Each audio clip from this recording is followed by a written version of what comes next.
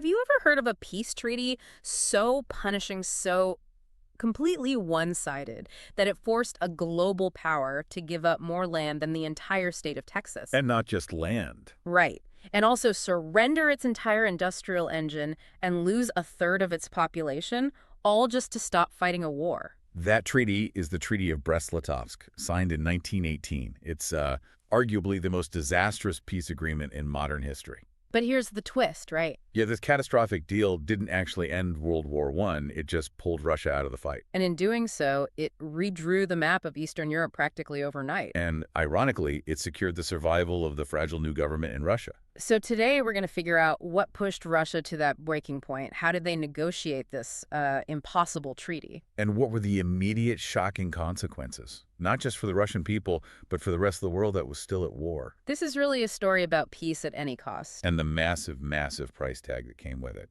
To really get it, we have to go back to 1914 when the war started. Okay, the Eastern Front. Exactly. The Russian Empire was locked in this huge, grinding conflict against the German Empire and Austria-Hungary, the Central Powers. And at first, Russia looked unstoppable. I mean, they were huge. They had this massive army. They did. But by 1917, the entire Russian war effort it had completely disintegrated. And we're not talking about a small setback here. This was total collapse. The problem was supplies. Yeah. Just a sheer lack of them. The Russian military was enormous, but you couldn't sustain it. So soldiers were freezing. Freezing because they didn't have warm coats. They were starving because food just wasn't making it to the front lines. They didn't even have enough rifles, did they? Not even close. Yeah. I mean, they often ran out of ammunition. There's this story that commanders would tell soldiers to wait for the man next to them to die. Just to pick up his rifle. Just to pick up his rifle. Can you imagine the hopelessness of that? No. And that kind of despair, combined with the freezing winter, it led to massive desertions. Soldiers just walked away. And this collapse on the battlefield created a full-blown catastrophe back home. Right, because when a country is pouring everything into a failing war, the people left behind suffer. Extreme poverty, hunger. And that led directly to massive social unrest against the government. So you're in charge in 1917, you have this terrible choice: keep fighting the Germans who are winning, or stop the war immediately to try and save your country from just imploding. The need for peace wasn't just political, it was about survival. They needed it yesterday. And that's where the political lightning strike happens. This internal chaos was the perfect environment for a radical shift. The Bolsheviks. Yes. In October 1917, the Bolsheviks, a small but very organized party, seized power in a swift, violent revolution. And their leader was Vladimir Lenin. Vladimir Lenin. And he was a brilliant strategist. He knew exactly what the vast, suffering majority of Russians wanted. He had that slogan, right? He did. He based his entire platform on 3 simple, incredibly powerful words: peace, bread, and land. That's a pretty direct promise. It was. It was a promise to end the war immediately and feed the hungry. The Bolsheviks saw the war as this corrupt struggle that only helped wealthy capitalists. And hurt the working class. The very people they claimed to represent. So they took action right away. Immediately.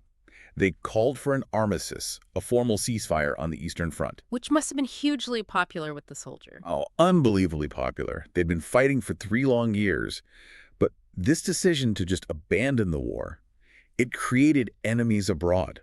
Russia's allies, Britain and France. They were absolutely furious. They saw the Bolsheviks as traitors. Why couldn't they see how desperate the situation in Russia was, though? That the country was falling apart. Well, from their perspective, they had been bleeding for years fighting Germany. Russia was a crucial partner. They saw it as the Bolsheviks sacrificing the whole Allied effort just to grab power for themselves. And the Bolsheviks didn't care. They completely ignored the outrage. Their only priority was securing their new government. So they sent negotiators to meet the Germans and hammer out a deal. And this is where the peace talks start. Yes, in a city called Brest Litovsk. The Russian negotiator was a man named Leon Trotsky. And he had an impossible job. Totally impossible. He knew Russia was defenseless. Germany held all the cards. But he also knew signing a treaty would be humiliating. Because Germany would demand huge concessions. Exactly. So his strategy wasn't really about negotiating, it was more about stalling. He called it no peace, no war. Right. He figured he could delay things, maybe even just walk out, and hope that workers in Germany would get fed up and start their own revolutions. So end the war from the inside. That was the gamble. A huge, desperate gamble. But the German military leaders weren't interested in Trotsky's political theories. They were practical. And impatient. They just wanted the East clear so they could move their troops to the West and win the whole war. They didn't play his game for long. No. After weeks of stalling, the Germans put an ultimatum on the table.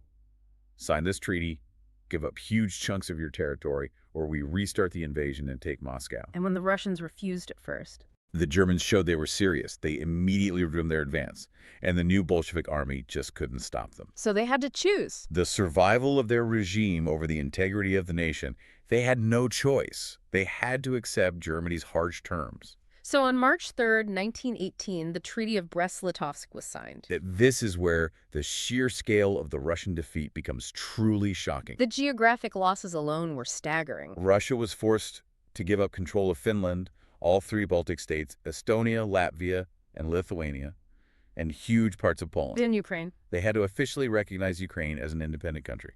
So to really grasp that, how much land are we talking about? The total territory Russia lost was about 300,000 square miles. Which, to put that in perspective, is bigger than Texas. Physically larger than the entire state of Texas. It moved Russia's frontier hundreds of miles east. A devastating blow. But the economic losses, they were even worse. But perhaps even more crippling. The regions Russia lost had about 1/3 of the empire's total population. Millions of people just gone. Millions of taxpayers, millions of potential soldiers, and what was on that land was even more important. For resources. Russia lost about 90% of its coal mines. 90%. Think about it. Coal was the engine of the 20th century. Yeah. It ran trains, powered factories. Losing 90% meant Russia's economy basically stopped. And factories. They lost over half of their industrial plants. Yeah. The Bolsheviks wanted to build a modern industrial state, but the Germans just stripped away the means to do it. And don't forget agriculture. Some of the richest farming soil in Europe. Losing that crippled their ability to feed themselves, which is ironic, given Lenin's promise of bread. These terms weren't random. No, they were specifically designed to permanently weaken Russia while strengthening Germany for the final push in the West. Which brings us to the immediate global impact. For Germany, this was an instant success. They'd achieved their #1 goal, a one-front war. And they moved troops immediately. Precisely. Within weeks, they started shifting hundreds of thousands of experienced troops from the Eastern Front over to France and Belgium for what they called the Spring Offensive. And that must have terrified the Allies. It created a terrifying situation. Germany suddenly had a huge, temporary numerical advantage. They were confident they could win the entire war. Before the Americans could arrive in force. Before the U.S. could send enough troops and supplies to really make a difference, it was a race against time. The treaty also started carving up new nations, you mentioned. Yes, but the Baltic states and Poland, they weren't truly independent yet. Germany immediately occupied them. As a buffer zone. A buffer zone and a source of resources. And we keep coming back to Ukraine. It was called the breadbasket of Europe. Why was it so critical for Germany? Because Germany was starving. The Allied naval blockade was crippling them. Their people were hungry. Morale was collapsing. So they needed Ukraine's food. Desperately. They needed that massive supply of wheat and grain. German troops occupied Ukraine simply to control the food shipments back home. And the Bolsheviks just had to stand by and watch. They had to watch one of their most valuable territories be stripped away by their enemy. Meanwhile, what was the reaction in Paris and London? Utter betrayal and fury.